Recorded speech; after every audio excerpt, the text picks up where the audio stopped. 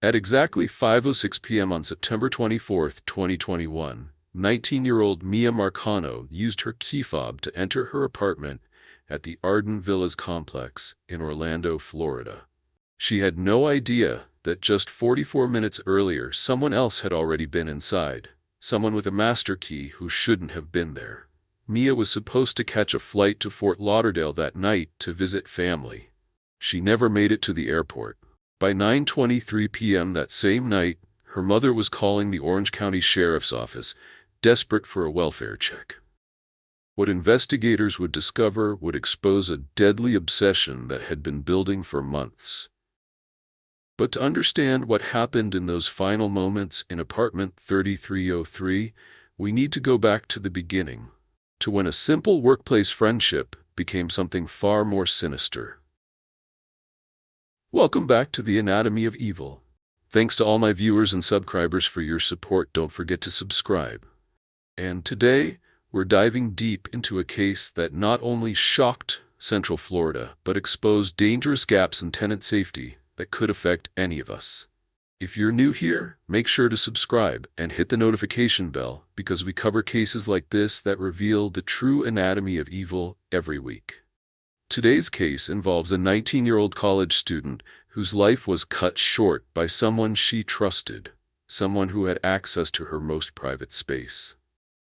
We'll explore the 8-day search that captivated a community, the investigation that revealed critical law enforcement failures, and the legislative changes that emerged from tragedy. This is the story of when workplace harassment escalated into murder and why Mia Marcano's name is now synonymous with tenant safety reform. Mia Marcano was everything a 19-year-old should be: vibrant, ambitious, and full of dreams. A student at Valencia College, she lived and worked at the Arden Villas apartment complex near the University of Central Florida. She worked in the leasing office, helping other students find their homes away from home. To those who knew her, Mia was responsible, reliable, and always carried her beloved teddy bear wherever she went. In June 2021, the apartment complex hired a new maintenance worker, 27-year-old Armando Manuel Caballero. 8 years older than Mia, Caballero was tasked with maintaining the property where she both lived and worked. What began as workplace interactions soon became something much more concerning. Caballero developed what authorities would later describe as an obsession with the young college student.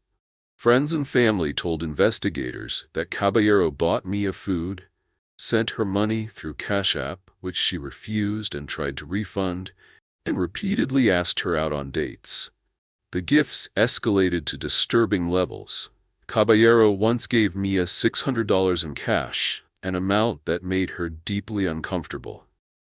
According to the police report, Mia's family told investigators that Caballero had been stalking her and sending obsessive texts claiming his feelings for her. One person close to Mia described Caballero's texts to her as a roller coaster and said the messages possibly showed an obsession with the teenager. Friends and family told investigators that what started as flirty interactions became something much darker when Mia made it clear she wasn't interested. Caballero became obsessive and overly emotional, refusing to accept her rejections. When interviewed by police, Caballero would claim that he was trying to date Mia but stopped talking with her after she denied the request. The pair did stay friends but nothing more. But Caballero's version of events didn't match what Mia's loved ones were witnessing. The harassment continued, and worse. As a maintenance worker, Caballero had something that made Mia's family deeply uncomfortable. He had master key access to every apartment in the complex, including Mia's. Friday, September 24th, 2021, started like any other day for Mia Marcano. Surveillance footage shows her leaving the Arden Villas leasing office, wearing black shoes, blue jeans, a maroon company shirt, and a black hooded jacket. She was carrying her red and white purse and talking on her cell phone. She was also holding a yellow rose, a gift that had been given to all female employees earlier that day by a coworker, completely unrelated to what was about to unfold. What Mia didn't know was that at 2:14 p.m. that afternoon, while she was still at work, someone had already accessed her apartment using a master key fob. The same master key fob that was known to be in Armando Caballero's possession. Investigators would later piece together a chilling timeline of Caballero's movements that day. 2:14 p.m. Caballero's master key fob opens Mia's apartment deadbolt. She's still at work. 4:34 p.m. The same master key fob opens her deadbolt again. 5:06 p.m. Mia uses her own key fob to enter her apartment for the last time. According to the final investigative report, it took less than 45 minutes for Caballero to ambush Mia in her apartment, take her life, and hide her body in the trunk of his car. 5:52 p.m. Caballero's vehicle leaves Arden Villas with Mia's body. But Caballero wasn't done. The investigative report reveals he then doubled back to the complex, circling around on a golf cart in what appears to be an attempt to establish an alibi.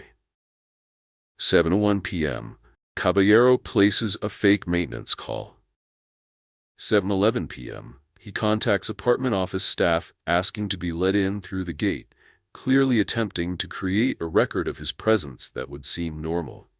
At one point, investigators believe he even used Mia's own key fob to make it appear as though she was trying to get into the apartment herself.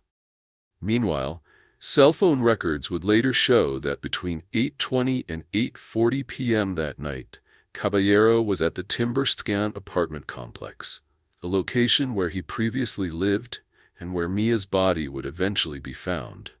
By investigators' calculations, by 5:50 p.m., Caballero had killed Mia and removed her body through her bedroom window. The young woman, who was supposed to be on a flight to see her family, would never make it home.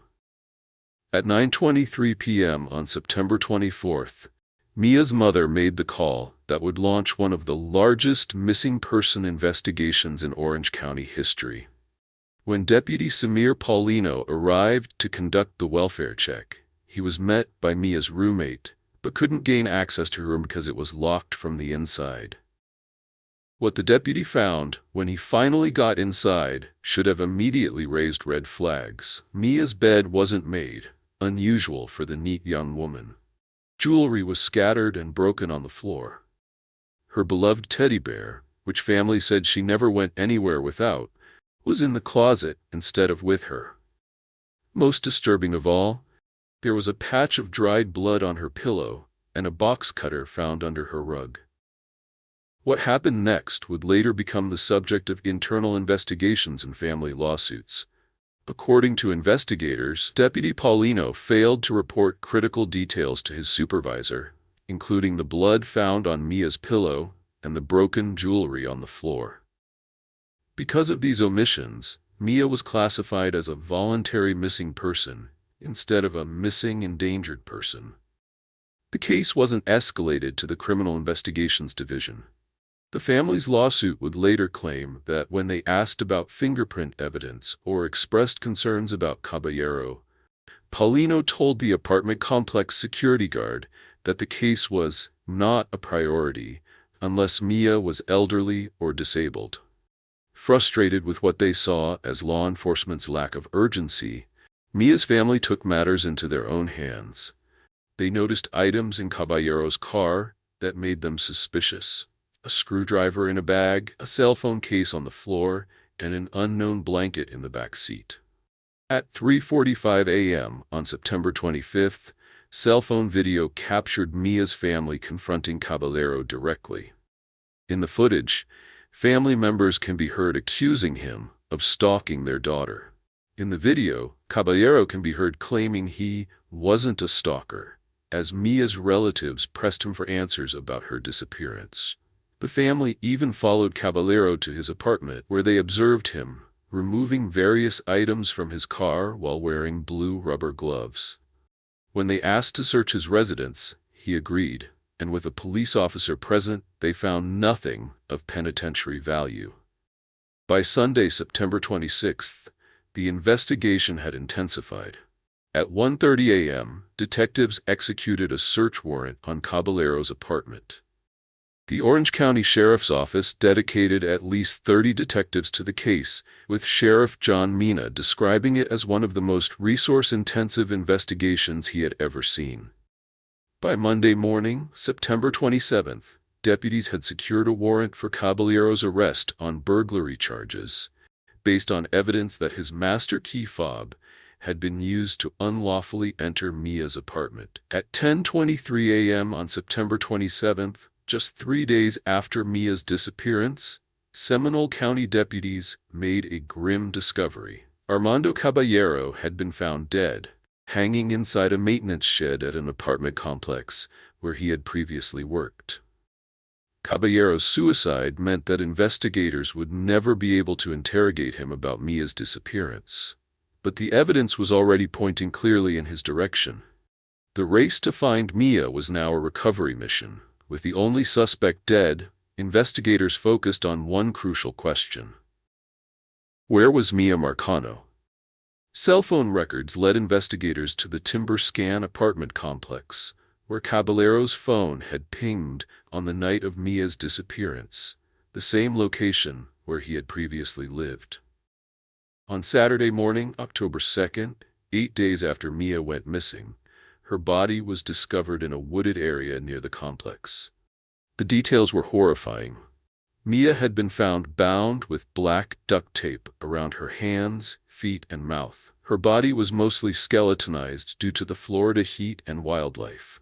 She was still wearing the same jeans from the day she disappeared, along with her red purse and wallet, and a necklace with a charm bearing her name, Mia. DNA evidence would ultimately confirm what investigators already suspected. Mia's blood and hair were found among Caballero's belongings, and DNA from both Mia and Caballero was discovered in her apartment. The same type of duct tape found binding Mia's body was discovered under the passenger seat of Caballero's car. In their final report, the Orange County Sheriff's Office concluded that Caballero acted alone in the kidnapping and murder of Mia Marcano. With his death by suicide, the case was officially closed. But Mia's story didn't end with her death. In March 2022, Florida Governor Ron DeSantis signed Mia's Law, legislation aimed at improving tenant safety in apartment buildings. The law strengthens requirements for apartment access, increases required notice to tenants to 24 hours, requires apartments to establish policies for issuing and returning keys, and mandates that a key log be maintained with access only given to authorized individuals. As Senator Linda Stewart, a sponsor of the bill, explained, had we had the law in place, it would have been impossible for this person to have a master key. It would have been impossible for this person to pass national background checks. Mia's mother, Yema Scarbriel, said their goal from the beginning was simple. I really hope no other family will have to go through what we are going through now. The case of Mia Marcano serves as a tragic reminder that sometimes the greatest danger comes from those we trust with access to our most private spaces. Her legacy lives on in the laws that now protect tenants across Florida, and in the memories of a young woman whose life was cut short by an obsession that turned deadly. If you or someone you know is experiencing harassment or stalking, please reach out for help. Resources are available. Thank you for watching, and remember, stay safe, stay aware, and never ignore red flags. Don't forget to subscribe for daily real-life event that might save someone's life.